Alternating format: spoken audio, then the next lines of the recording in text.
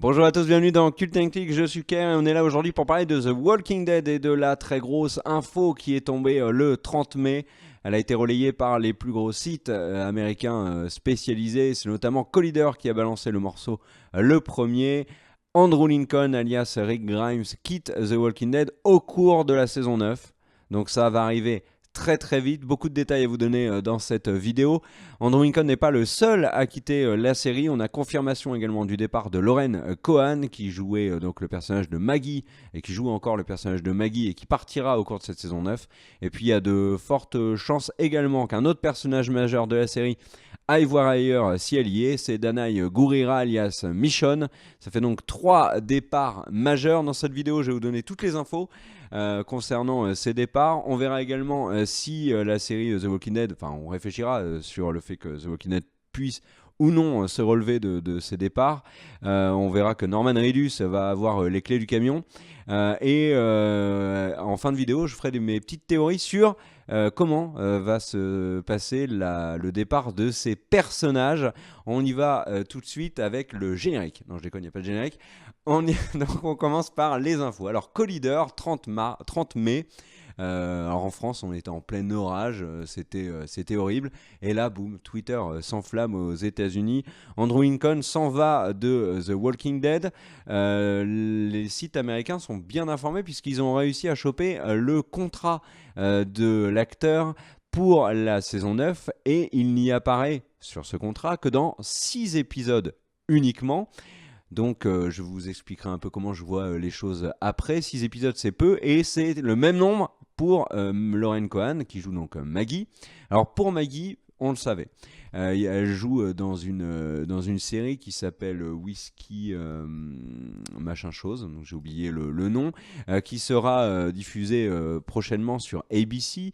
Il y a déjà des photos promo, c'est avec Scott Foley qu'on a vu récemment dans Scandal, qui était le héros de la série The Unit.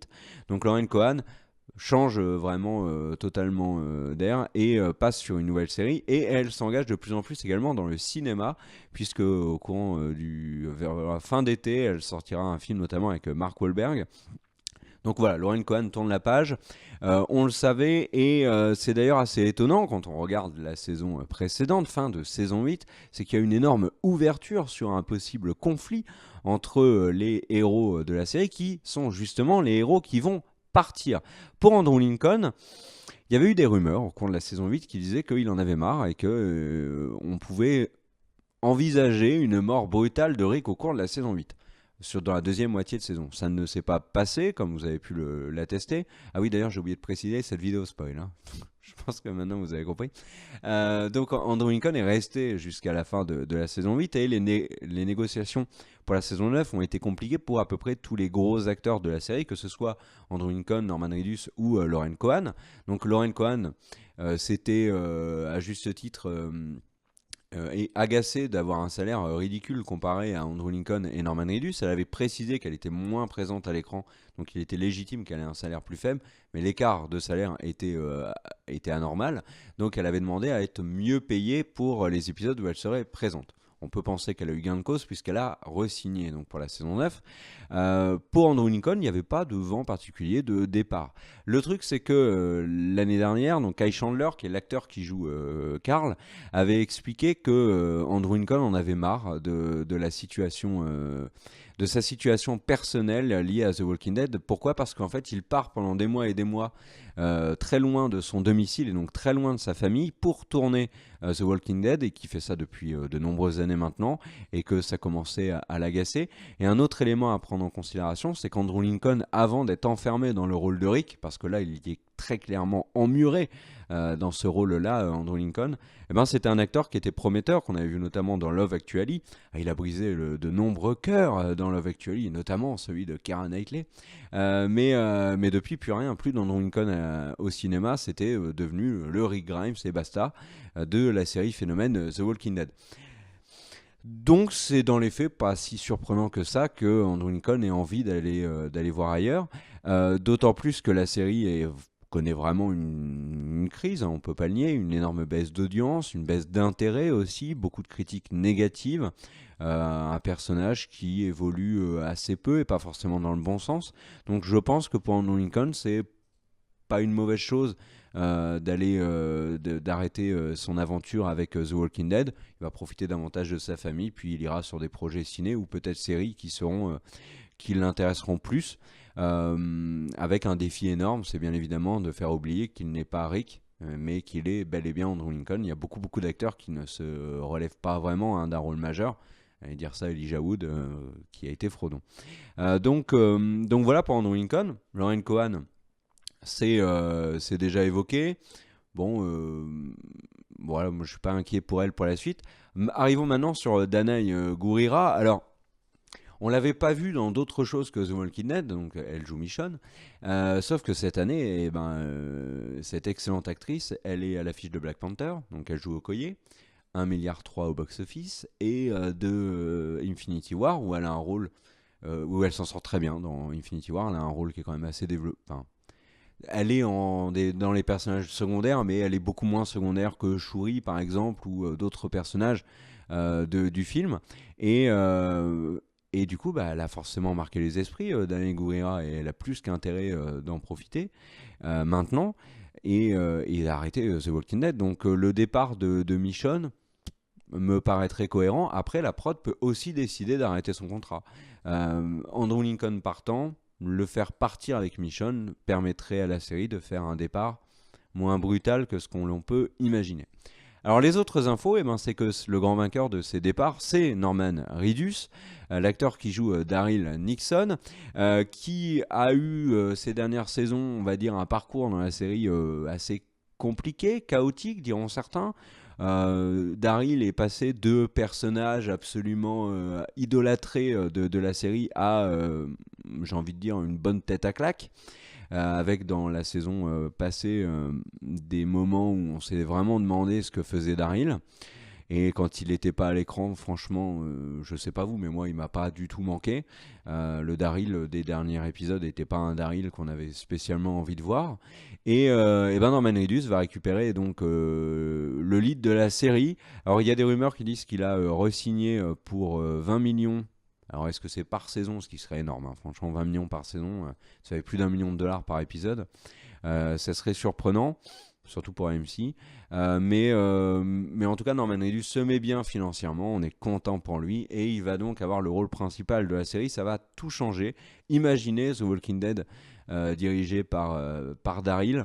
Quand on voit un petit peu les prises de position qu'il a pu faire dans les derniers épisodes de la saison 8, l'embrouille avec Rosita sur Dwight, qui en moi m'a complètement dépassé. Je ne...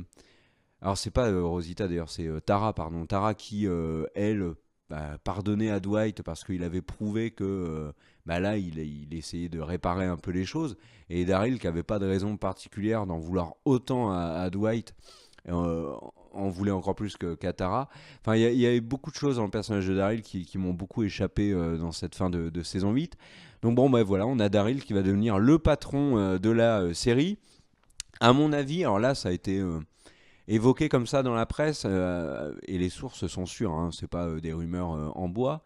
Le truc, c'est que je pense vraiment que la prod va entourer Daryl dans la série. Alors maintenant, posons-nous cette question, est-ce que The Walking Dead peut se relever du départ d'Andrew Lincoln, de Lauren Cohan et de Danai Gurira? Oui, je pense. Le truc, c'est qu'il y a encore des personnages qui sont encore là et qui ont un gros potentiel et qui peuvent assez vite les effacer.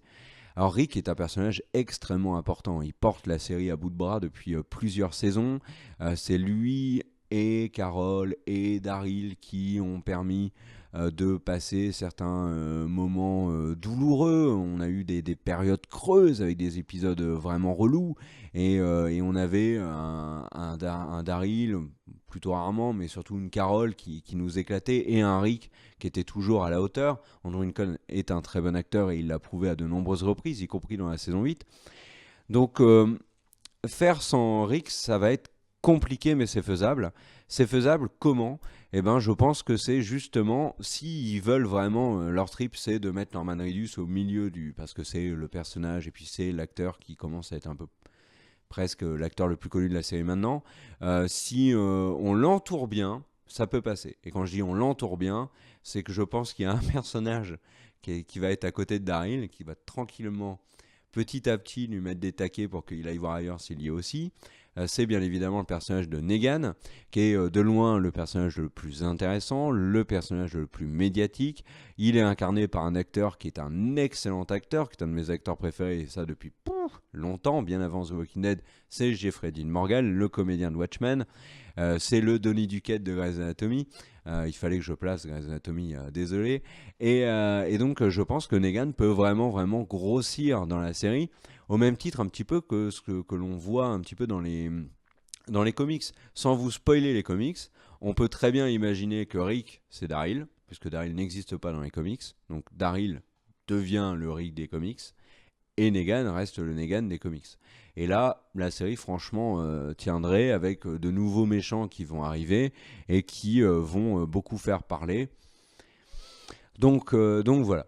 Ça, mon idée, c'est vraiment de s'appuyer sur Negan, Daryl. Je pense que c'est une bonne solution. Après, il y a d'autres personnages sur lesquels il faut compter. Il faut impérativement, si Andrew Lincoln, Lauren Cohan et Danny Gurira s'en vont, il faut impérativement que le personnage de Dwight revienne et revienne rapidement. Il est très important. Il y a d'autres personnages qui sont peu développés et qui, à mon sens, sont très intéressants et ont un énorme potentiel. Je pense beaucoup au personnage d'Aaron, qui est absolument sous-exploité dans la série. Et pourtant, quand il est arrivé, Aaron, il avait cette image d'un peu de leader, de personnage un peu énigmatique quand il les a trouvés dans la cabane abandonnée avant de les amener à Alexandria.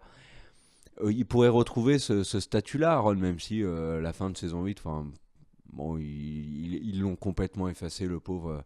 Mais bon, c'est comme ça. Et après, les autres personnages, il y a Eugene, toujours, Rosita, il faut les garder encore un petit moment. Carol aussi. Carol, la Carole de la série n'est pas la Carole du comics, donc ils peuvent en faire ce qu'ils veulent sans heurter les fans, sans... Donc Carole, ils peuvent lui redonner un rôle important. Et puis bien évidemment, il y a dans les possibilités de cet avenir de The Walking Dead, c'est d'intégrer des personnages de Fear. Des personnages de Fear. Et alors il y a eu plein de gens qui ont tweeté, qui ont fait des mèmes, etc., des montages, où on voit le personnage de John de Fear the Walking Dead, qui serait le nouveau Rick. C'est vrai que ça serait génial. Mais intégrer des personnages de Fear est une possibilité aussi. Maintenant, ça va être compliqué d'un point de vue géographique. En vous donnant une dernière information, il va y avoir un bond dans le temps qui a été confirmé au cours de cette saison 9. Et du coup, ça me permet maintenant d'entrer dans la partie des théories sur comment est-ce que Rick, Maggie et Michonne vont sortir de la série. Alors j'intègre Michonne, même si pour l'instant c'est pas confirmé. Hein.